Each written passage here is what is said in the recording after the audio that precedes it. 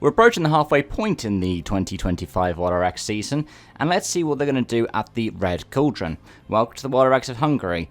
Welcome to Nairad. And we'll start off with the timings. Remember that every single event in WorldRX is broadcast live on YouTube this season. It's no longer behind the paywall of Rally TV. On the Saturday, Q1 will start at 1:30 local time, and Q2 at 3 o'clock local time. In the UK, that's 12:30 and 2 o'clock respectively, with WorldRX 3 leading us off, then WorldRX 1, and then WorldRX itself, rounding out both sessions. Sunday will start at 10 o'clock local time, with Q3, before Q4 begins at 11:30. At 2 o'clock local time, just after the WRC round ends in Estonia, we'll have the finals, with the WorldRX final starting at 3:35. In UK time, that is 9 o'clock for Q3, 10:30 for Q4, and then 2:35 for the WorldRX final. In terms of entries for this event, we only have 8 in the WorldRX. We're down from 9.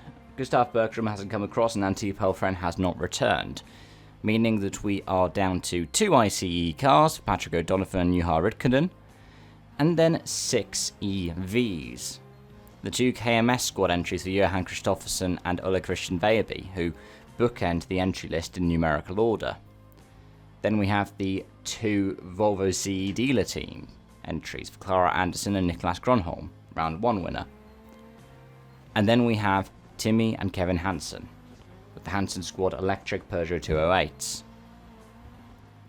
Looking at the Euro RX1, and it goes over 2 pages on the Instagram feed, with the majority of the list actually being local drivers this time around. Zoltan Konseg opens up the entry list, followed by Otto Horvath, Laszlo Kish, Nils Volland, Mika Limatainen, Mandy August, Attila Moser, Mark Moser, Damian Litvinovic, Tamas Karai, René Munich, Andor Trepak, and Yuri Belevsky. Now, some of these drivers have appeared at multiple rounds this season, or have appeared in previous rounds, such as, well, this time last year. So, all of them are somewhat familiar. Likewise, we have an influx of local drivers in the WorldRX 3, but some of these guys are people that you'll see on regular events as well. Tomasz Vej opens up the list, followed by Samuel Kovacs, Libor Tej, Ritis Gurklis, Nicolas Galayans, Dominik Seragachnik, Vaclav Tuma. There are 3 Portuguese stars of João Ribeiro, André Sousa, and Rogerio Sousa, with the entry list being rounded out by Levent Kakor and Balázs Komorsi. Now, looking back to 12 months ago, it was chaotic. The first race was won by Niklas Gronholm.